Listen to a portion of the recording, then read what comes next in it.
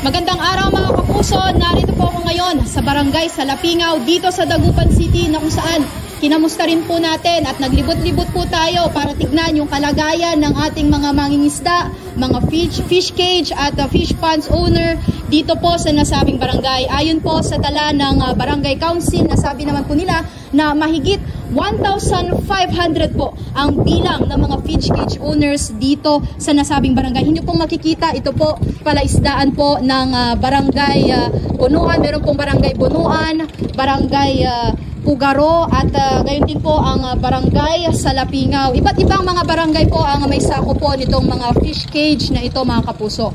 At sa pagkikipag-usap natin sa ilang mga owner sa mangingisda dito, nabanggit nila na malaking pagkalugi daw yung dinala nitong pagtama ng bagyong Uwan, na dahil yung ilan sa kanila umabot na sa milyong pisong halaga ng pagkalugi at pagkasira. Yan muna ang mga latest na balita. Ako po si Sandy Salvacio ng GMA Regional TV at GMA Integrated News.